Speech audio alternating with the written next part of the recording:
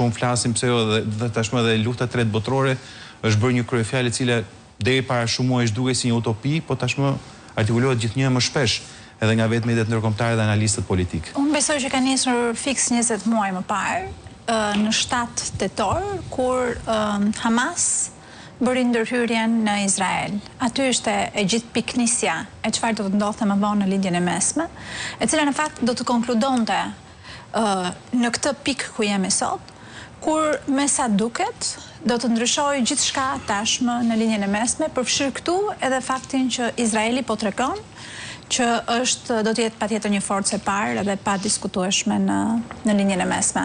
Unë mendoj që këtu jemi duke shkuar, duke marrë parasysh edhe çfarë ndodhi në Siri, se ne e kaluam pak, ju nuk e përmendet, por në fakt ajo që ndodhi në Siri ishte një gjë e jashtëzakonshme dhe një signifikancë për të treguar se si mposhten ose nuk mposhten regjimet.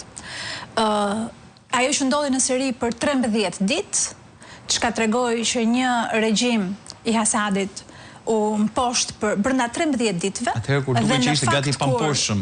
Pikërisht, pyetja më e madhe në këtë moment në fakt në të gjithë botën, edhe ajo që shkruhet në të gjitha mediat globale është sa e vërtet është rezistenca e Iranit dhe sa ai do të rezistojë gjatë kësaj.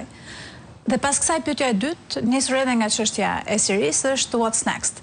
Pra çfarë do të ndodh pas rënjes, siç Izraeli parashikon, të njëjtit regjim.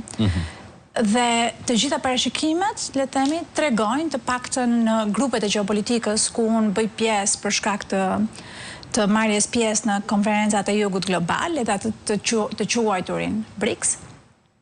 Ajo që tregohet është që me gjas do të kemi një luftë civile brenda në Iran në të ardhmen, pas mposhtjes të këtij regjimi. Dhe me gjas do të konkludojmë në një regjim të ri, ose më saktë në një qeverisje të re.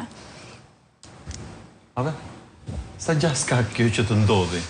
Sepse, po mendoj vetë, a mos ndoshta regjimi i ajatollave për 45 vitesh tashmë ka arritur të mbrojë qoftë edhe një ndjenjë nacionalizmi, e cila jo domosdoshmërisht për shkak të këtyre sulmeve mund ta destabilizojë në situatën politike të brendshme, po referohem kështu edhe një lloj qëndresi që shohim edhe tek populli i Gazës, që edhe pse është në sulm të vazhdueshëm për shkak të Hamasit, sërish më thonë kjo lloj distancimi ndërmjet krahut politik të armatosur dhe vetë popullsisë vështirë se po ndodh.